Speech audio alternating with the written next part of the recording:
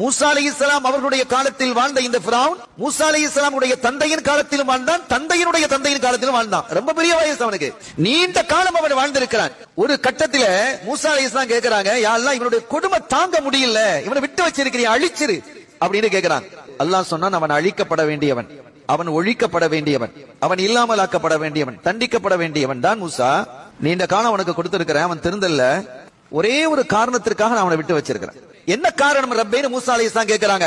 அவன் தன்னுடைய குடும்பத்தை இணைந்து நடக்கிறான், சேர்ந்து நடக்கிறான், குடும்பத்தை பிரிக்கிறது இல்ல என்று அல்லாஹ் சொன்னார். ஸல்லல்லாஹு அலைஹி வஸல்லம் சொன்னாங்க, உங்களுக்கு வயசு நீண்ட காலம் வாழ வேண்டும் என்று விரும்புகிறீர்களா, உங்களுடைய ரிஸ்கை உங்களுடைய செல்வம் அதிகரிக்க வேண்டும் என்று விரும்புகிறீர்களா, யாராவது அப்படி விரும்பினால் ஃபல் யஸில் ரஹிமா, அவன் தன்னுடைய குடும்பத்தை இணைந்து நடக்கட்டும்.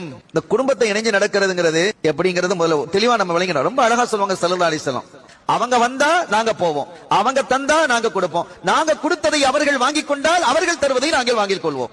இது பிசினஸ் இல்லையா, இது ஒரு வியாபாரம், ஒண்ணு கொடுத்து ஒண்ணு வாங்குறது. எவ்வளவு அழகா சொல்றாங்க. அப்படி இருக்க கூடாது. அவர்கள் தரவில்லை என்றாலும் நீங்கள் கொடுங்கள், அவர்கள் அழைக்கவில்லை என்றாலும் நீங்கள் போங்கள், அவர்கள் உங்களை ஏசினாலும் அவர்களை நீங்கள் வாழ்த்துங்கள், அவர்கள் உங்களுடைய வீட்டுக்கு வர முடியாது என்று சொன்னாலும் நீங்கள் அவர்கள் அழைக்காத போது அவங்க வீட்டுக்கு போங்கிறாங்க. நமக்கு உத்தரவிடுவது ஸல்லல்லாஹு அலைஹி வஸல்லம்.